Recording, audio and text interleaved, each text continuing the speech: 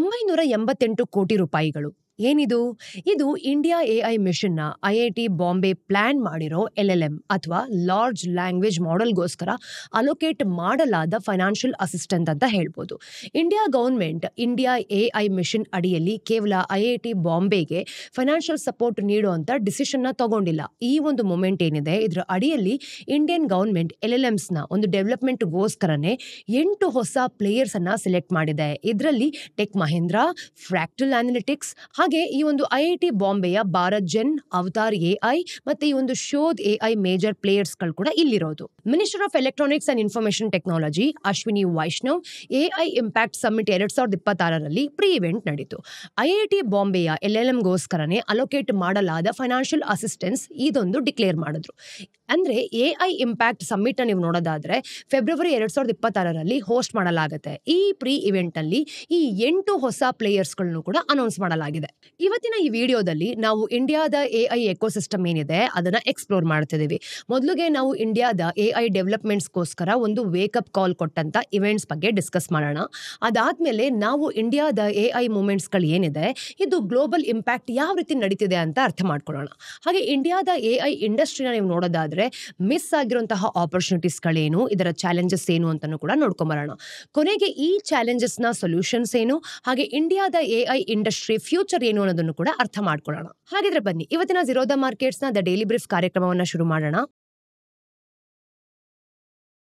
ಮೊದಲಿಗೆ ಇಂಡಿಯಾದ AI race start ಮಾಡಿದ ಇವೆಂಟ್ ಯಾವುದು ಅಂತ ನೋಡ್ಕೊಂಬರೋಣ. ಜನವರಿ 2025ರಲ್ಲಿ ಈ ಒಂದು ಡೀಪ್ ಸೀಕ್ ಅನ್ನೋ ಒಂದು ಚೈನೀಸ್ ಎಐ ಕಂಪನಿ ತನ್ನ ಒಂದು R1 ಮಾಡೆಲ್ ಏನಿದೆ ಅದನ್ನ ರಿಲೀಸ್ ಮಾಡ್ತು. ಆಗ ಡೀಪ್ ಸೀಕ್ ಒಂದು ಅನ್ನೋನ್ ಕಂಪನಿ ಆಗಿತ್ತು ಕೂಡ, ಆದ್ರೆ ಅದರ ಎಐ ಪರ್ಫಾರ್ಮೆನ್ಸ್ ತುಂಬಾ ಪವರ್ಫುಲ್ ಆಗಿತ್ತು. ಇನ್ಫ್ಯಾಕ್ಟ್ ನಾವು ನೋಡೋದಾದ್ರೆ ಡೀಪ್ ಸೀಕ್ ನ ಈ ಒಂದು R1 ಪರ್ಫಾರ್ಮೆನ್ಸ್ ಲೀಡಿಂಗ್ ಅಮೆರಿಕನ್ ಸಿಸ್ಟಮ್ಗೆ ತುಂಬಾ ಈಕ್ವಲ್ ಆಗಿತ್ತು ಕೂಡ. ಅಂದ್ರೆ ಇಲ್ಲಿ ಅತಿ ದೊಡ್ಡ ವಿಷಯ ಏನ್ ಗೊತ್ತಾ, ಡೀಪ್ ಸೀಕ್ ಮಾಡೆಲ್ ಇದೆಲ್ಲನೂ ಕೂಡ ಕಡಿಮೆ ಮಾಡಿಕೊಂಡು ಅಂದ್ರೆ ರಿಸೋರ್ಸಸ್ ನ ಯೂಸ್ ಮಾಡಿ ಅಚೀವ್ ಮಾಡ್ತಾ ಇತ್ತು. ಇದು ಇಂಡಿಯನ್ ಎಐ ಇಂಡಸ್ಟ್ರಿಗೆ ಒಂದು ವೇಕಪ್ ಕಾಲ್ ಆಗಿತ್ತು ಕೂಡ. ಒಂದು ವೇಳೆ ಚೈನೀಸ್ ಸ್ಟಾರ್ಟ್ಅಪ್ ತನ್ನದೇ ಆದ ಎಐ ಮಾಡೆಲ್ ನ ಮಾಡಬಹುದಾದ್ರೆ ಇಂಡಿಯಾ ಕೂಡ ಈ ಸ್ಪೇಸ್ ಅಲ್ಲಿ ಎಂಟರ್ ಆಗ್ಬಹುದು ಅಲ್ವಾ. ಇಂಡಿಯನ್ ಎಐ ಇಂಡಸ್ಟ್ರಿಯ ಪ್ಲೇಯರ್ಸ್ ಕೂಡ ಇದೇ ರೀತಿ ಯೋಚನೆ ಮಾಡಿದ್ರು.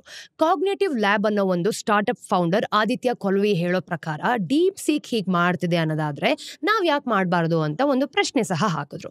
ಒಂದು ಕಡೆ ಈ ಒಂದು ಆಪರ್ಚುನಿಟಿ ಬಗ್ಗೆ ಎಕ್ಸೈಟ್ಮೆಂಟ್ ಇತ್ತು ಅಂತಂದ್ರೆ, ಇನ್ನೊಂದು ಕಡೆ ಇಂಡಸ್ಟ್ರಿಯ ಈ ಒಂದು ಇನ್ಎಫಿಷಿಯನ್ಸಿಯಿಂದ ಡಿಸಪಾಯಿಂಟ್ ಸಹ ಇತ್ತು. ಗ್ಲೋಬಲಿ ನೀವು ನೋಡೋದಾದ್ರೆ ಎಐಗೆ millions of dollars ಫಂಡಿಂಗ್ ಸಿಗ್ತಾ ಇದ್ರೆ ಇಂಡಿಯಾದಲ್ಲಿ ಎಐ ಸ್ಟಾರ್ಟ್ಅಪ್ಸ್ ನ ಗ್ರಾಂಟ್ ಮನಿಗೋಸ್ಕರ ಇನ್ನು ಸ್ಟ್ರಗಲ್ ಮಾಡ್ತಾ ಇದ್ದಾರೆ.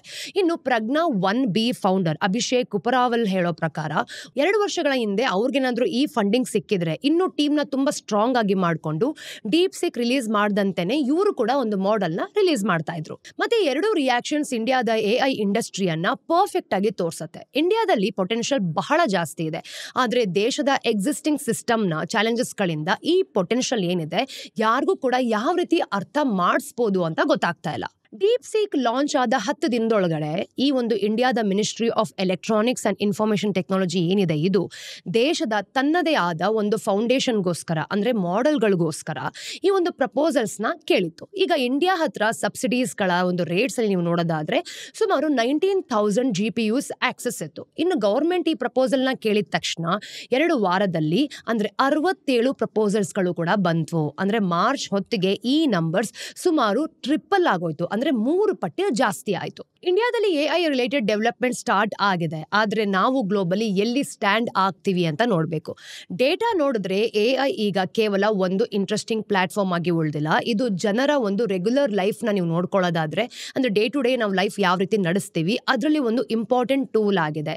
ಈಗ ಅಡಲ್ಟ್ ಪಾಪ್ಯುಲೇಷನ್ ಸುಮಾರು ಎಷ್ಟಿದೆ, 10% ಇದೆ. ಈಗ ಚಾಟ್ ಜಿಪಿಟಿ ನೀವು ನೋಡೋದಾದ್ರೆ ಯೂಸ್ ಮಾಡ್ತಿರೋದು ಇಷ್ಟು ಅಂತ ಹೇಳ್ಬೋದು. ಆದ್ರೆ ಈ ಯೂಸೇಜ್ ನಲ್ಲಿ ಒಂದು ಇಂಟ್ರೆಸ್ಟಿಂಗ್ ಟ್ರೆಂಡ್ ನೋಡೋಕೆ ಸಿಗ್ತಾ ಇದೆ. ಚಾಟ್ ಜಿಪಿಟಿ ಇದೆ ಗೊತ್ತಾ, ಇದನ್ನ ಕೇವಲ ಜನರು ಕೆಲಸ ಮಾಡೋದಕ್ಕೋಸ್ಕರ ಯೂಸ್ ಮಾಡ್ತಿಲ್ಲ, ಬೇರೆ ರಿಲೇಟೆಡ್ ಆಗದಿರುವಂತಹ ವರ್ಕ್ ಗಳಿಗೂ ಸಹ ಯೂಸ್ ಮಾಡ್ತಿದ್ದಾರೆ. ಇನ್ಫ್ಯಾಕ್ಟ್ ಚಾಟ್ ಜಿಪಿಟಿ ಯೂಸೇಜ್ ನ 70% ನಾನ್ ವರ್ಕ್ ಟಾಸ್ಕ್ ಗೆ ಯೂಸ್ ಆಗ್ತಿರೋದು. ಅಂದ್ರೆ ಈ ಒಂದು ಚಾಟ್ ಜಿಪಿಟಿ ಇದೆ ಗೊತ್ತಾ, ಇದನ್ನ ಕೇವಲ ಕೆಲಸಕ್ಕೆ ಮಾತ್ರ ಯೂಸ್ ಮಾಡ್ಕೊಳ್ತಿಲ್ಲ, ಜನರು ಏನ್ ಮಾಡ್ತಿದ್ದಾರೆ ಎಐ ಅನ್ನ ಪರ್ಸನಲ್ ಅಡ್ವೈಸ್ಗೆ, ಲೈಫ್ ಪ್ಲಾನಿಂಗ್ಗೆ, ಈವನ್ ಕಂಪನೀಸ್ ಗಳಿಗೆ ಅಥವಾ ಥೆರಪಿಸ್ಟ್ ಗಳಿಗೂ ಕೂಡ ಏನ್ ಮಾಡ್ತಿದ್ದಾರೆ ಈ ಒಂದು ಎಐ ಅನ್ನ ಯೂಸ್ ಮಾಡ್ಕೊಳ್ತಿದ್ದಾರೆ. ಮತ್ತೆ ಇದರ ಒಂದು ಯೂಸೇಜ್ನ ನೀವು ನೋಡೋದಾದ್ರೆ ಈ ಶಿಫ್ಟ್ ಬಹಳ ಫಾಸ್ಟ್ ಆಗಿ ಬರ್ತಾ ಇದೆ. ಈ ರ್ಯಾಪಿಡ್ ಚೇಂಜ್ನ ಇಂಪ್ಯಾಕ್ಟ್ ಈಗ ನಮಗೆ ನಿಧಾನವಾಗಿ ಕಾಣೋಕೆ ಶುರುವಾಗ್ತಿದೆ ಅಲ್ವಾ. ಈ ಸೆಂಟ್ ಲೂಯಿಸ್ ಫೆಡರಲ್ ರಿಸರ್ವ್ನ ಒಂದು ರೀಸೆಂಟ್ ರಿಸರ್ಚ್ ಪ್ರಕಾರ ನೀವು ನೋಡೋದಾದ್ರೆ ಕೋಡಿಂಗ್ ಅಥವಾ ಮ್ಯಾಥಮೆಟಿಕಲ್ ವರ್ಕ್ ನಂತಹ AI ಅಂದ್ರೆ ಹೆವಿಲಿ ಇನ್ವಾಲ್ವ್ಡ್ ಆಗಿರೋ ಜಾಬ್ಸ್ ನಲ್ಲಿ ಅತಿ ಹೆಚ್ಚು ಅನ್ಎಂಪ್ಲಾಯ್ಮೆಂಟ್ ಆಗ್ತಾ ಇದೆ, ಕೆಲಸಗಳು ಹೋಗ್ತಿದೆ ಅಂತ ಹೇಳ್ತಿರೋದು. ಇನ್ನು ಸ್ಟ್ಯಾನ್ಫೋರ್ಡ್ನ ರಿಸರ್ಚ್ ಪ್ರಕಾರ ಸಾಫ್ಟ್ವೇರ್ ಡೆವಲಪ್ಮೆಂಟ್ ತರದ AI ಎಕ್ಸ್ಪೋಸ್ಡ್ ಫೀಲ್ಡ್ಗಳಲ್ಲಿ 22ರಿಂದ 25 ವರ್ಷದ ಏಜ್ ಅಲ್ಲಿ ಯಾರೆಲ್ಲ ಇರ್ತಾರೆ ಅವರು ಅರ್ಲಿ ವರ್ಕರ್ಸ್ನ ಎಂಪ್ಲಾಯ್ಮೆಂಟ್ ಅಲ್ಲಿ 13% ಕಡಿಮೆ ಆಗೋಗಿದೆಯಂತೆ. AI ನ ಪವರ್ ಡಿಮ್ಯಾಂಡ್ ಕೂಡ ಒಂದು ಪ್ರಾಬ್ಲಮ್. ಈಗ US ನ ಎಲೆಕ್ಟ್ರಿಸಿಟಿ ಮಾರ್ಕೆಟ್ PJM ಅಂತ ಏನ್ ಹೇಳ್ತೀವಿ, ಇದರ ಒಂದು ಇಂಟರ್ ಕನೆಕ್ಷನ್ ಜೂನ್ ಇಂದ ಜುಲೈ ನಡುವೆ AI ಪವರ್ ಡಿಮ್ಯಾಂಡ್ ಇಂದಾನೆ 9 ಎಮರ್ಜೆನ್ಸಿ ಅಲರ್ಟ್ಸ್ ಗಳನ್ನ ಇಶ್ಯೂ ಮಾಡ್ಕೊಂಡಿದೆ. ಅವರ ಒಂದು ಆನ್ಯುವಲ್ ಕೆಪಾಸಿಟಿ ಆಕ್ಷನ್ ಪ್ರೈಸಸ್ ನ ನೀವು ನೋಡೋದಾದ್ರೆ 10 ಟೈಮ್ಸ್ ಅಂದ್ರೆ 10 ಪಟ್ಟು ಹೆಚ್ಚಾಗಿದೆ ಅಂತ ಗೊತ್ತಾಗತ್ತೆ. ಮತ್ತೆ ಮೊದಲ ಬಾರಿಗೆ ಅವ್ರು ಏನ್ ಮಾಡ್ತಿದ್ದಾರೆ ಗೊತ್ತಾ, ಈ ಒಂದು ಪವರ್ ಜನರೇಷನ್ ಟಾರ್ಗೆಟ್ ನ ಮೀಟ್ ಮಾಡಕ್ ಆಗ್ತಿಲ್ಲ. ಇನ್ನು ನ್ಯೂ ಜರ್ಸಿಯಲ್ಲಿ ಈ ಪವರ್ ಬಿಲ್ಸ್ ಗಳನ್ನ ನೀವು ಒಮ್ಮೆ ನೋಡ್ಕೊಂಡ್ ಬಂದ್ರೆ 13.3% ಹೆಚ್ಚಾಗಿದೆ. ಜೊತೆಗೆ ನ್ಯೂಯಾರ್ಕ್ ನಲ್ಲಿ 14.4% ಜಾಸ್ತಿ ಆಗಿರೋದು. ಈ ಪ್ರೈಸ್ ಹೈಕ್ಸ್ ನ AI ಪವರ್ ಡಿಮ್ಯಾಂಡ್ ಇಂದಾನೆ ಆಗಿರುವಂತಹ ಶಾರ್ಟೇಜ್ ನಿಂದ ಆಗಿರ್ಬೋದು ಅಂತ ಅವರು ಕಾನ್ಫಿಡೆಂಟ್ ಆಗಿ ಹೇಳ್ತಿರೋದು. ಸೊ ಗ್ಲೋಬಲ್ ಸ್ಕೇಲ್ ನಲ್ಲಿ AI ನ ಆಪರ್ಚುನಿಟೀಸ್ ಮತ್ತೆ ಚಾಲೆಂಜಸ್ ಎರಡೂ ಕೂಡ ಇದೆ. ಈ ಸ್ಪೇಸ್ ನಲ್ಲಿ ನೀವು ನೋಡೋದಾದ್ರೆ ಬೆನಿಫಿಟ್ಸ್ ಇದೆ ಅಂತ ಗೊತ್ತಾಗುತ್ತೆ, ಆದ್ರೆ ಅವು ಈಕ್ವಲಿ ಡಿಸ್ಟ್ರಿಬ್ಯೂಷನ್ ಆಗಿಲ್ಲ. ಇನ್ಫ್ರಾಸ್ಟ್ರಕ್ಚರ್ ಜೊತೆಗೂ ಕೂಡ ಅನ್ಈಕ್ವಲ್ ಆಗಿರೋ ಡಿಸ್ಟ್ರಿಬ್ಯೂಷನ್ ಒಂದು ಪ್ರಾಬ್ಲಮ್ ಆಗಿದೆ, ಸಮಸ್ಯೆ ಎದ್ದು ಕಾಣ್ತಿದೆ.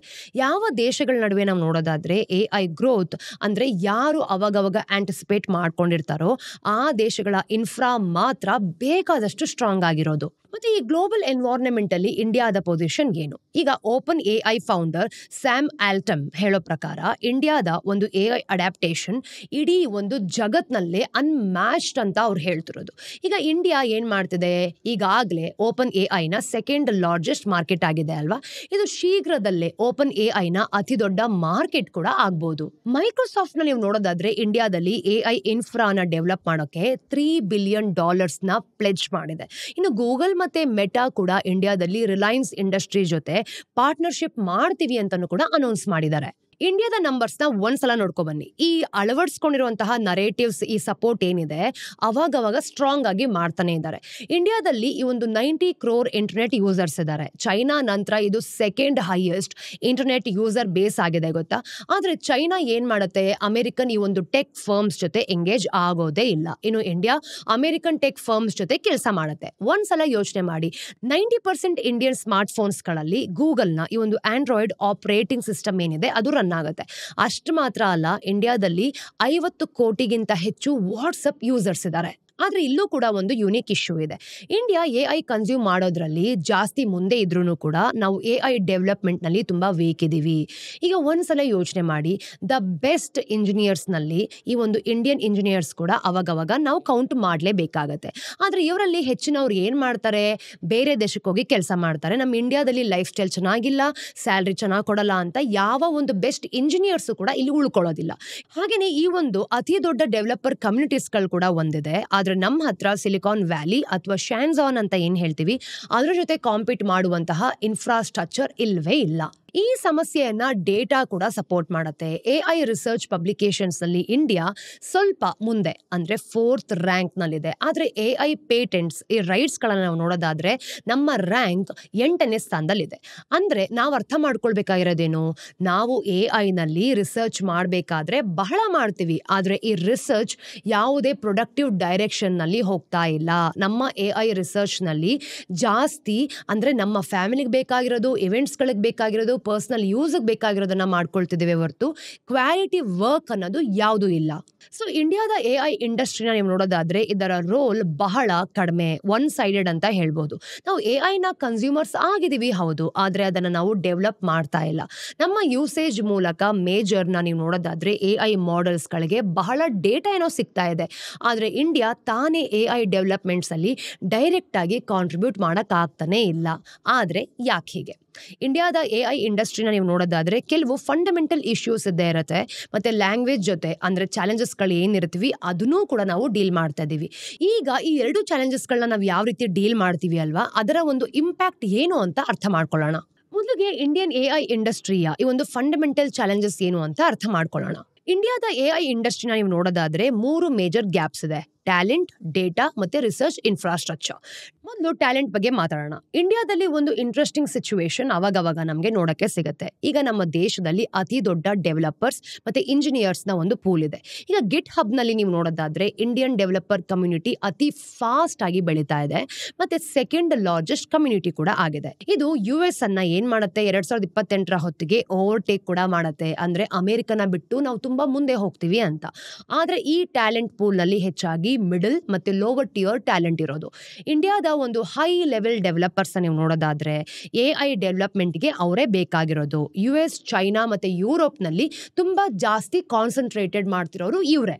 ಆದ್ರೆ ಯಾಕೆ ಅಂತಂದ್ರೆ ಇಂಡಿಯಾದ ರಿಸರ್ಚ್ ಎಕೋಸಿಸ್ಟಮ್ ನಲ್ಲಿ ಗ್ಲೋಬಲಿ ನೀವು ನೋಡೋದಾದ್ರೆ ಕಾಂಪಿಟೇಟಿವ್ ಸ್ಯಾಲರೀಸ್ ಹಾಗೆ ವರ್ಲ್ಡ್ ಕ್ಲಾಸ್ ಇನ್ಫ್ರಾಸ್ಟ್ರಕ್ಚರ್ ಅಥವಾ ಇನ್ಸೆಂಟಿವ್ ಸ್ಟ್ರಕ್ಚರ್ ಇನ್ನು ನಮ್ಮ ದೇಶದಲ್ಲಿ ಬಂದಿಲ್ಲ.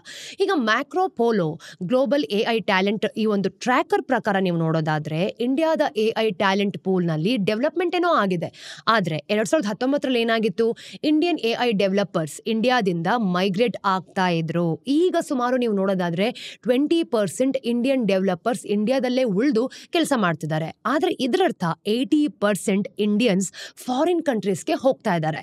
ಎರಡನೇ ಚಾಲೆಂಜ್ ಡೇಟಾ. ಗೂಗಲ್ ಮತ್ತೆ ಓಪನ್ ಎಐ ತರದ ಅಮೆರಿಕನ್ ಕಂಪನೀಸ್ ಹತ್ರ ಬಹಳಷ್ಟು ಟ್ರೈನಿಂಗ್ ಡೇಟಾ ಆಕ್ಸೆಸ್ ಇದೆ.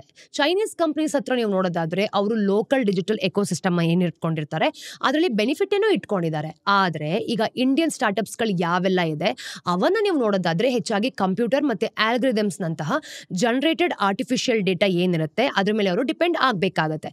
ಯಾಕೆ ಗೊತ್ತಾ, ಅವ್ರ ಹತ್ರ ಎಐ ಮಾಡೆಲ್ಸ್ಗೆ ಬೇಕಾದ ಮಾಸಿವ್ ಡೇಟಾ ಬೇಸ್ ಇರೋದಿಲ್ಲ. 90 crore ಇಂಟರ್ನೆಟ್ ಯೂಸರ್ಸ್ ಏನೋ ಇದ್ದಾರೆ. ಈಗ ಇಂಡಿಯಾದ ಡೇಟಾ ನೀವು ನೋಡೋದಾದ್ರೆ ಇಂಡಿಯನ್ ಕಂಪನೀಸ್ಗೆ ಸಿಗ್ತಾ ಇಲ್ಲ. ಈ ಡೇಟಾ ಅನ್ನ ಗವರ್ಮೆಂಟ್ ಸ್ಟೋರ್ ಮಾಡತ್ತೆ.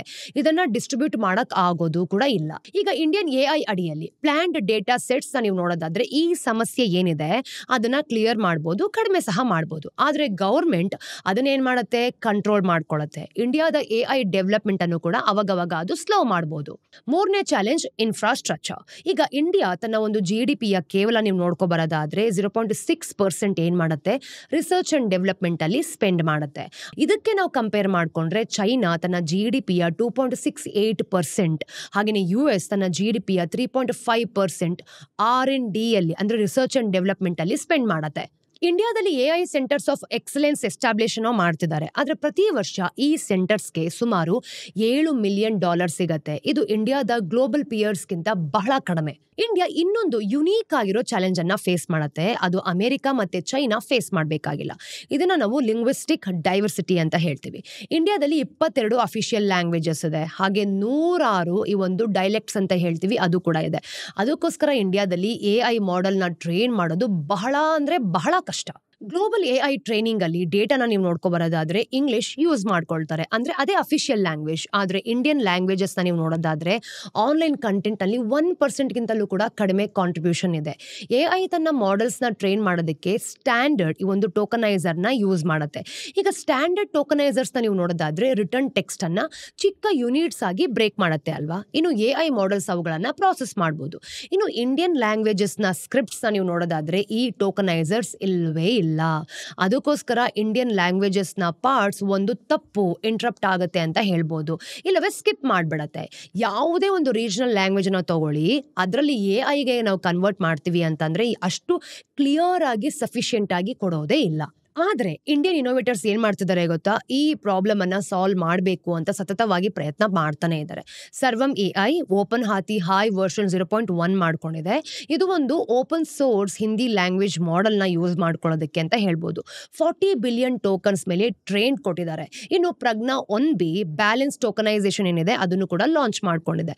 ಇದರಿಂದ 1.25 ಬಿಲಿಯನ್ ಪ್ಯಾರಾಮೀಟರ್ಸ್ ನ ಒಂದು ಮಾಡೆಲ್ ಇಂಡಿಯನ್ ಲ್ಯಾಂಗ್ವೇಜಸ್ ಏನಿದೆ ಅದನ್ನ ಪ್ರಾಸೆಸ್ ಮಾಡ್ಕೊಳ್ಳೋದಕ್ಕೆ ತನ್ನಿಗಿಂತ ದೊಡ್ಡ ಮಾಡೆಲ್ ತರ ಬಿಹೇವ್ ಮಾಡುತ್ತೆ. ಆದ್ರೆ ಇವು ಐಸೋಲೇಟೆಡ್ ಎಫರ್ಟ್ಸ್. ಇಂಡಿಯಾದ ಈ ಒಂದು ಡೈವರ್ಸ್ ಲ್ಯಾಂಗ್ವೇಜ್ ನ ನೀವು ನೋಡೋದಾದ್ರೆ ಈ ಒಂದು ಬೇಸ್ ಏನಿದೆ ಅದನ್ನ ಸರಿಯಾಗಿ ಪ್ರಾಸೆಸ್ ಮಾಡೋದು ಇನ್ನು ಇಂಡಿಯಾದ ಒಂದು ಎಐ ಡೆವಲಪ್ಮೆಂಟ್ಗೆ ಒಂದು ಚಾಲೆಂಜ್ ಆಗಿದೆ ಅಂತಾನೆ ಹೇಳ್ಬೋದು. ಆದ್ರೆ ನಮ್ಮ ಇಂಡಿಯನ್ ಗೌರ್ಮೆಂಟ್ ಇದೆ ಗೊತ್ತಾ, ಇದು ಎಐ ನ ಇಂಪಾರ್ಟೆನ್ಸ್ ಎಷ್ಟು ಅಂತ ಅರ್ಥ ಮಾಡ್ಕೊಂಡು ಅದನ್ನ ಅಕ್ಸೆಪ್ಟ್ ಸಹ ಮಾಡ್ಕೊಂಡಿದೆ. ಈಗ ಎಐ ಡೆವಲಪ್ಮೆಂಟ್ಸ್ ಮೇಲೆ ಫೋಕಸ್ ಮಾಡ್ತಾ ಇದೆ ಅಂತಾನೆ ಹೇಳ್ಬೋದು. ಈಗ ಇಂಡಿಯಾದ ಎಐ ಮಿಷನ್ ಏನಿದೆ, ಈ ಒಂದು ಅಕ್ಸೆಪ್ಟೆನ್ಸ್ ನ ಒಂದು ಸೈನ್. ಇಂಡಿಯಾ ಗವರ್ಮೆಂಟ್ ಮುಂದಿನ 5 ವರ್ಷಗಳಿಗೆ 10,371 crores rupees ಅನ್ನ ಕಮಿಟ್ ಮಾಡಿದೆ. ಈ ಒಂದು ಫಂಡ್ಸ್ ಗಳಿದೆ ಅಲ್ವಾ, ಇದನ್ನ computing infrastructure, talent development, startup funding ಅಲ್ಲಿ ಹಾಗೆ ರಿಸರ್ಚ್ ಇನಿಷಿಯೇಟಿವ್ಸ್ ನಲ್ಲೂ ಕೂಡ ಯೂಸ್ ಮಾಡಲಾಗುತ್ತೆ. ಆದ್ರೆ ಕೇವಲ ಫಂಡ್ಸ್ ಅಲೋಕೇಶನ್ ಸಾಕಾಗಲ್ಲ ಕಣ್ರಿ. ಇಂಡಿಯನ್ ಗವರ್ಮೆಂಟ್ ಎಐ ಡೆವಲಪ್ಮೆಂಟ್ಸ್ಗೆ 8 ಹೊಸ ಪ್ಲೇಯರ್ಸ್ ಅನ್ನು ಕೂಡ ಸೆಲೆಕ್ಟ್ ಮಾಡಿದೆ. ಆದ್ರೆ ಇಂಡಿಯಾ ಟ್ಯಾಲೆಂಟ್ ಕ್ರಿಯೇಷನ್ ಮತ್ತೆ ಈ ಒಂದು ರಿಟೆನ್ಷನ್ ಮೇಲೆ ಕೂಡ ಫೋಕಸ್ ಮಾಡಬೇಕಾಗತ್ತೆ. ಸರ್ಕಾರ ಇದಕ್ಕೋಸ್ಕರನೇ 500 ಡೇಟಾ ಲ್ಯಾಬ್ಸ್ ಅನ್ನ ತೆಗಿಬೇಕು ಅಂತಾನು ಪ್ಲಾನ್ ಮಾಡ್ಕೊಂಡಿರೋದು. ಆದ್ರೆ ಇವು ಸಕ್ಸಸ್ಫುಲ್ ಆಗೋದು ಇವುಗಳಲ್ಲಿ ಸಫಿಷಿಯಂಟ್ ರಿಸೋರ್ಸ್ ಇದ್ದಾಗ ಮಾತ್ರ. ರಿಸರ್ಚ್ ನಲ್ಲೂ ಫೋಕಸ್ ಮಾಡಬೇಕಾಗತ್ತೆ. ಕ್ವಾಂಟಿಟಿಯಿಂದ ಕ್ವಾಲಿಟಿ ಕಡೆಗೆ ಶಿಫ್ಟ್ ಆಗಬೇಕಾಗತ್ತೆ. ಸೆಂಟರ್ಸ್ ಆಫ್ ಎಕ್ಸಲೆನ್ಸ್ ಏನೆಲ್ಲ ಇದೆ ಅದು ಅವಾಗವಾಗ ಪ್ಲಾನ್ ಮಾಡ್ತಾನೆ ಇರಬೇಕಾಗತ್ತೆ. ಆದ್ರೆ ಅವುಗಳಲ್ಲಿ ಆಟೋನೋಮಿ ಹಾಗೆ ಫಂಡಿಂಗ್ ಮತ್ತೆ ಗ್ಲೋಬಲ್ ಟ್ಯಾಲೆಂಟ್ ನ ಅಟ್ರಾಕ್ಟ್ ಮಾಡುವಂತಹ ಅಬಿಲಿಟಿ ತುಂಬಾ ಸ್ಟ್ರಾಂಗ್ ಆಗಿರಬೇಕು. ಈಗ ನಮ್ಮ ಬೆಂಗಳೂರಲ್ಲೇ ನೋಡಿ, ನೋಕಿಯಾದ ಒಂದು 6G ಲ್ಯಾಬ್ IISc ಜೊತೆ ಪಾರ್ಟ್ನರ್ಶಿಪ್ ಅಲ್ಲಿ ಮಾಡ್ಕೊಂಡಿದ್ದಾರೆ. ಈ ಇಂಡಸ್ಟ್ರಿ ಅಕಾಡೆಮಿಕ್ ಪಾರ್ಟ್ನರ್ಶಿಪ್ ಮಾಡೆಲ್ ನಲ್ಲಿ ಪೊಟೆನ್ಷಿಯಲ್ ಇರಬಹುದು. ಆದ್ರೆ ಯಾವ ರೀತಿ ವರ್ಕ್ ಆಗುತ್ತೆ ಅನ್ನೋದು ಕೂಡ ನಾವು ಮುಂದಿನ ದಿನಗಳಲ್ಲಿ ಕಾದ್ ನೋಡಬೇಕು. ಆದ್ರೆ ನಮ್ಮ ಇಂಡಿಯನ್ ಎಐ ಡೆವಲಪ್ಮೆಂಟ್ ಇದೆ ಅಲ್ವಾ, ಜಿಯೋ ಪಾಲಿಟಿಕಲ್ ಚೇಂಜಸ್ ಜೊತೆಗೆ ಅವರು ಕೂಡ ಬದಲಾಗಬೇಕಾಗತ್ತೆ. ಈಗ ಅಮೆರಿಕ ಇತ್ತೀಚೆಗೆ ಏನ್ ಮಾಡ್ತು, ಕೆಲವು ದೇಶಗಳ ಎಐ ಚಿಪ್ಸ್ ನ ಒಂದು ಎಕ್ಸ್ಪೋರ್ಟ್ ಮೇಲೆ ರಿಸ್ಟ್ರಿಕ್ಷನ್ಸ್ ಅನ್ನ ಹಾಕಿದೆ. ಇನ್ನು ಚೈನಾದ ಎಐ ಅಡ್ವಾನ್ಸ್ಮೆಂಟ್ ನ ನೀವು ನೋಡೋದಾದ್ರೆ ಹಲವು ದೇಶಗಳಲ್ಲಿ ನ್ಯಾಷನಲ್ ಸೆಕ್ಯೂರಿಟಿ ಕನ್ಸರ್ನ್ಸ್ ಬಂತು. ಇನ್ನು ಅಮೆರಿಕ ಇತ್ತೀಚೆಗೆ ಚೈನಾದ ಎಐ ಚಿಪ್ಸ್ ಒಂದು ಆಕ್ಸೆಸ್ ಏನಿದೆ ಅದನ್ನ ಕಂಪ್ಲೀಟ್ ಆಗಿ ಬಂದ್ ಮಾಡಿದ್ದಾರೆ. ಒಂದು ರೆವಿನ್ಯೂ ಶೇರಿಂಗ್ ಡೀಲ್ ನ ನಂತರ ಈ ರಿಸ್ಟ್ರಿಕ್ಷನ್ಸ್ ಅನ್ನ ತೆಗೆದು ಹಾಕಿರೋದು. ಇನ್ನು ಚೈನಾ ಕೂಡ ಏನ್ ಮಾಡಿದೆ, ಎನ್ವಿಡಿಯಾ ಮೇಲೆ ಆಂಟಿ ಟ್ರಸ್ಟ್ ಸೂಟ್ಸ್ ಅನ್ನ ಹಾಕಿದೆ. ಅವ್ರ ಜೊತೆಗೆ ಚಿಪ್ಸ್ ಅನ್ನು ಕೂಡ ಬ್ಯಾನ್ ಮಾಡ್ಕೊಂಡಿದ್ದಾರೆ. ಇಂಡಿಯಾ ಕೂಡ ಏನ್ ಮಾಡುತ್ತೆ, ತನ್ನ ಒಂದು ಎಐ ಡೆವಲಪ್ಮೆಂಟ್ಸ್ ಅನ್ನ ಡಿಪ್ಲೊಮ್ಯಾಟಿಕಲಿ ಮಾಡಬೇಕಾಗತ್ತೆ. ಈಗ ನಮ್ಮ ಹತ್ರ ಇಂಟರ್ನ್ಯಾಷನಲ್ ಮಾರ್ಕೆಟ್ಸ್ ನಲ್ಲಿ ಗ್ರೋತ್ ಆಪರ್ಚುನಿಟಿ ಇರಲಿ, ಪ್ರತಿಯೊಂದನ್ನು ಕೂಡ ಸಖತ್ ಕಷ್ಟ ಇದೆ. ಇಂಡಿಯಾದ ಎಐ ಇಂಡಸ್ಟ್ರಿಯಲ್ಲಿ ಗ್ರೋತ್ ಪೊಟೆನ್ಷಿಯಲ್ ಇದೆ. ಆದ್ರೆ ಈ ಒಂದು ಪೊಟೆನ್ಷಿಯಲ್ ಏನಿದೆ ಇದನ್ನ ಅರ್ಥ ಮಾಡ್ಕೊಳ್ಳೋದಕ್ಕೆ ನಮಗೆ ಬಹಳ ಡೆವಲಪ್ಮೆಂಟ್ ಬೇಕಾಗಿದೆ. ಈ ಎಲ್ಲಾ ವಿಷಯನ ಕೇಳ್ತಿದ್ರೆ ನಿಮ್ಗೆ ಅನ್ಸಲ್ವಾ, ನಮ್ಮ ದೇಶ ಪ್ರತಿಯೊಂದು ವಿಷಯದಲ್ಲೂ ಸಹ ಎಷ್ಟು ಮುಂದೆ ಇದೆ ಅಂತ? ಇದಕ್ಕೆ ಕಾರಣ ಯಾರು? ನಮ್ಮ ದೇಶನೇ, ಹಾಗೆ ನಮ್ಮ ದೇಶದಲ್ಲಿರುವಂತಹ ಒಂದು ಸಿಸ್ಟಮ್ಮೇ.